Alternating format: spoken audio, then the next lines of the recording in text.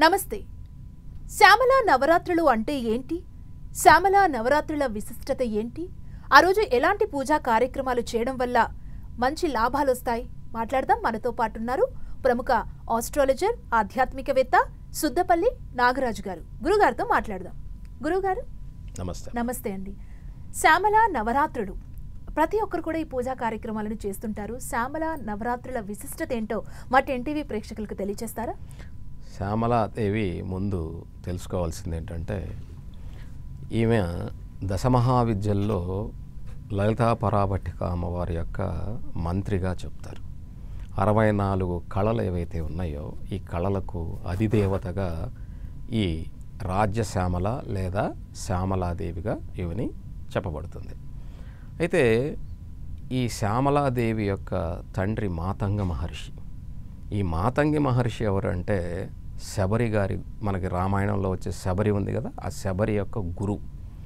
ఈ మాతంగి మహర్షి మీ అందరికీ తెలియాల్సింది ఏమిటంటే, అమ్మవారు సంగీతానికి కళలకు అధిదేవత కదా, మరి వారి తండ్రి సంగీతాన్ని మనకి అందించినటువంటి వారిలో ప్రముఖులు. శివుడు ఢమరకం నుంచి నాదం సంగీతం పుట్టిందని చెప్తే, ఆ తర్వాత నారదుడు, తుంబురుడు వీళ్ళందరూ అందిస్తే, మానవాళికి ఈ మాతంగ మహర్షి బృహద్దేశి అనేటువంటి ఒక పుస్తకం ద్వారా మనందరికీ కూడా అందించారు దాన్ని. అయితే మాతంగ మహర్షి యొక్క కుమార్తెగా ఈమె ఎవరైతే శ్యామలాదేవి ఉన్నారో, ఈవిడ రాజ్యశ్యామలాగా మనకి చెప్పబడుతుంది. ఆవిడే సరస్వతీదేవి యొక్క మరొక రూపంగా చెప్పబడుతుంది. ఈమె చూడటానికి శ్యామల వర్ణంతో ఉంటుంది. ఆమె అంటే ఆకుపచ్చగా కొంతమంది చూపిస్తారు, కొంతమంది నీల సరస్వతి అని చెప్తారు, రకరకాలుగా చెప్తారు. అది వారి వారి యొక్క దృష్టిని బట్టి, వారి వారి యొక్క భక్తి విశ్వాసాలు, వాళ్ళ మనోభావాలను బట్టి చూస్తూ ఉంటారు. అయితే రాజశ్యామల అన్నిటికంటే ముఖ్యమైనది ఏమిటంటే, విద్యలకు తల్లి సరస్వతి, మనకి శారదాదేవి అంటాం. అలాగా ఈమె కూడా, ఈమెను సేవించడం ద్వారా మన అందరికీ తెలుసు, గత ముఖ్యమంత్రులు అందరూ కూడా ఈ రాజశ్యామల యాగాలను చేసి వాళ్ళు రాజ్యాలు అంటే ఎన్నికల్లో గెలిచారని రకరకాలుగా మనం విన్నాము, చూసాము. అయితే ఇది అందరూ చేయగలరా? వాళ్ళంటే రాజకీయ నాయకులు, ఒక గొప్ప స్థానంలో ఉన్నవాళ్ళు, ధనికులు, ధనవంతులు అని మనం అనుకుంటూ ఉంటాం. అయితే రాజశ్యామలాదేవికి ఇక్కడ ఆరాధన అనేటువంటిది, మీకు మళ్ళా చెప్తున్నాను, మనో ఆరాధనను మించినటువంటి ఆరాధన ఇంకొక ఆరాధన లేదు. మిగతావన్నీ కూడా వారి వారి యొక్క స్తోమతను బట్టి, వాళ్ళు చేసుకునే దాన్ని బట్టి, వాళ్ళ గురువులు చెప్పేదాన్ని బట్టి చేస్తారు. ఎందుకంటే మనసు ఆరాధన అనేది చాలా గొప్పది. ఎందుకంటే ఈ ప్రపంచంలో దానిని మించినటువంటి ఆత్మార్పణ అంటాం కదా. ఆత్మార్పణ అంటే భగవంతునికి మన యొక్క ఆత్మను సమర్పించటం కంటే గొప్ప పూజ అనేది లేదు. ఆ పూజని ఆత్మలోనే చేసుకోవచ్చు. ఎందుకంటే ఈ విశ్వంలో, ఈ విశ్వానికి ఉన్నటువంటి ఆత్మే నీలో కూడా ఉన్నది. విశ్వాత్మే నీలో ఉన్నది. నువ్వు వేరు, విశ్వాత్మ వేరు, ఒకటి రెండు లేవు, ఒకటే ఉన్నది ఇక్కడ. అదే అద్వైతం చెప్పేటువంటిది. కాబట్టి ఈ శ్యామలాదేవి యొక్క తండ్రి గారు మాతంగ మహర్షి గురించి మీరు తెలుసుకోండి. ఖచ్చితంగా మాతంగ మహర్షిని కూడా సేవించడం ద్వారా, మాతంగ మహర్షిని పూజలో తలుచుకోవటం ద్వారా, ఎందుకంటే కూతురికి తండ్రి కంటే గొప్ప హీరో ఉండడండి ఎవరికి కూడా. ఏ కూతురికైనా సరే భర్త కన్నా గొప్ప హీరో ఎవరు అంటే మొదట తండ్రి. కాబట్టి తండ్రిని స్తుతించటం ద్వారా తప్పకుండా మేలు జరుగుతుంది. ఈ శ్యామల నవరాత్రుల్లో ఈ 30వ తారీఖు నుంచి, జనవరి 30వ తారీఖు నుంచి ఫిబ్రవరి 7వ తారీఖు వరకు కూడా ఇక్కడ శ్యామల నవరాత్రులు అమ్మవారిని 9 రూపాల్లో 9 రోజులు 9 రూపాల్లో అలంకరించుకొని 9 రూపాల్లో ఆమెని సేవించడం ద్వారా ఈ శ్యామల నవరాత్రులు అనేటువంటివి ముగుస్తాయి. అయితే ఈ 9 రోజులు 9 అవతారాలు చేయలేనటువంటి వాళ్ళు ఉంటారు. 9 రూపాల్లో పూజించలేని వాళ్ళు ఉంటారు. 9 రూపాల్లో అర్చించలేనటువంటి వాళ్ళు ఉంటారు. మీకు ఒకటి చెప్తాను. ఒక 100 విద్యలు వచ్చిన వాడికన్నా ఒకే విద్యని పర్ఫెక్ట్గా నేర్చుకున్నవాడు గొప్పవాడు. అలాగే శ్యామలాదేవి యొక్క 9 రూపాలని మీరు అర్చించలేకపోయినా ఒక్క రూపాన్నే మీరు సంపూర్ణంగా ఆమె యొక్క అనుగ్రహాన్ని పొందేలాగా మీరు పూజించగలిగితే తప్పకుండా పరిపూర్ణమైనటువంటి మిగతా 8 రూపాలని పూజించేటువంటి ఫలితం ఏదైతే వస్తుందో అది తప్పకుండా వస్తుంది. ఇది పరమసత్యం.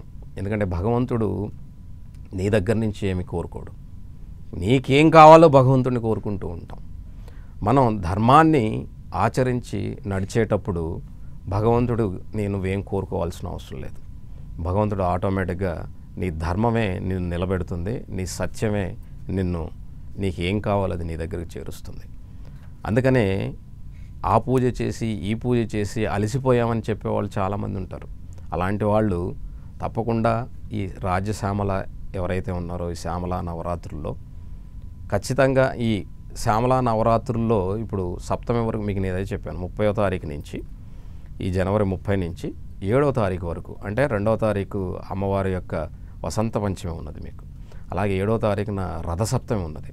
ఈ శ్యామల అంటే సరస్వతీదేవే కాబట్టి ఈ శ్యామలా నవరాత్రుల్లో మనకు పంచమి రోజున వచ్చేటువంటి ఆ రోజున అమ్మవారు అంటే సరస్వతీదేవి పుట్టినరోజు కాబట్టి సరస్వతి యొక్క మరొక రూపమే ఈ శ్యామలాదేవి కాబట్టి ఆ రోజున మీరు అమ్మవారిని అర్చించుకున్నా కూడా వీటిని మాఘ పౌర్ణమి యొక్క గుప్త నవరాత్రులు అంటే మాఘమాసం యొక్క గుప్త నవరాత్రులు అంటారు. ఈ గుప్త నవరాత్రుల్లో అందరూ చేయొచ్చా చేయకూడదా అన్నటువంటి ఆలోచన లేకుండా వసంత పంచమి రోజు అయితే చేసుకోవచ్చు. ఇవి ఏమీ తప్పు కాదు. వసంత పంచమి రోజున ఈ శ్యామలా నవరాత్రుల్లో పంచమి రోజున అమ్మవారిని ఆరాధించడం ద్వారా చిన్నపిల్లలకి జ్ఞానమే కాదు మనకు కావలసినటువంటి సకల సౌభాగ్యములు, సకల సౌకర్యములు, సకల భోగములు ఈ రాజశ్యామలాదేవి శ్యామలా నవరాత్రుల్లో తప్పకుండా ఇస్తుంది. కాబట్టి పంచమి రోజున మీరు చేయొచ్చు. అలాగే రథసప్తమి రోజున కూడా మీరు చేసుకోవచ్చు. మీ 9 రోజులు చేయలేనటువంటి వాళ్ళు, ఈ 9 రోజులు కుదరనటువంటి వాళ్ళు ఈ 2 రోజులు సెలెక్ట్ చేసుకొని ఏదో ఒక రోజులో తప్పకుండా శ్యామలాదేవిని ఆరాధించండి. ఎలా ఆరాధించాలి? అమ్మవారిని ఓ ఫోటో తెచ్చుకోండి. శ్యామలాదేవి ఫోటో దొరుకుతాయి. ఏ ఫోటో దొరకలేదు, మనసులో ఆమెని ధ్యానించండి. లేదా ఒక చిన్న పిండితోనూ నులుగు పిండి అంటే మన బియ్య పిండితోనూ లేదా పసుపుతోనూ ఒక బొమ్మను తయారు చేసుకొని, బొమ్మ అంటే అమ్మవారిలాగా ఉండాల్సిన అవసరమే లేదు, మీకు చేతనైనటువంటి ఒక రూపాన్ని చేసుకొని దాంట్లోకి అమ్మవారిని ఆవాహన చేసుకొని మీరు అమ్మవారిని ధ్యానించడం ద్వారా తప్పకుండా మీకు ఫలితం గురువుగారు దీనికి ఏం చేయాలి అని చాలామందికి ఒక డౌట్ ఉంటుంది. దానికి ఏమన్నా స్పెషల్గా చేయాలా?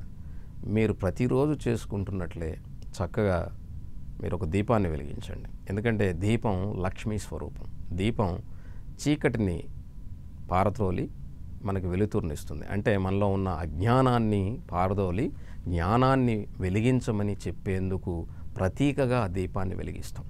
కాబట్టి మనకు తప్పకుండా జ్ఞానజ్యోతి వెలిగించేందుకు అమ్మవారు రెడీగా ఉంటుంది. మనం వెలిగించి అమ్మవారిని ధ్యానించడం ద్వారా శ్యామలామాతని మనస్ఫూర్తిగా మనం హృదయంలో నిలుపుకోవటం ద్వారా మీకు తప్పకుండా సకల సౌకర్యాలు మీరు ఏవైతే కావాలనుకుంటున్నారో నిష్కల్మషంగా మీరు కోరుకునేటువంటి కోరిక ఏదైతే ఉందో ఆవిడ తప్పకుండా నెరవేరుస్తుంది. అంతేగాని నాకు కోట్లు కావాలి, నేను పూజ చేస్తున్నాను, ఇలాంటి అత్యాస దురాశ అయినటువంటి కోరికల్ని లేదా ఎవరినో ఏదో చేయాలి, నాకు ఆ శక్తి కావాలి, ఇలాంటి అకృత్యమైనటువంటి కోరికల్ని కోరకూడదు. ఎందుకంటే అది తిరిగి మనల్నే హింసిస్తుంది. కాబట్టి సాత్వికంగా నా జ్ఞానం అనేటువంటిది వర్ధిల్లాలి, నేను చేసేటువంటి పనిలో నేను రాణించాలి, దానికి నాకు శక్తినివ్వు తల్లి, నాకు ఆ జ్ఞానాన్నివ్వు, దాన్ని నేను సాధించుకునేటువంటి శక్తినివ్వు అని చెప్పి అడగాలి. దాని ద్వారా మనం పొందగలగాలి. అంతే తప్ప అత్యాశతో పాటు అకృత్యమైనటువంటి వాటి కోసం అమ్మవారిని సేవిస్తే మాత్రం అది తప్పకుండా మీకు నష్టం వాటిల్లుతుంది.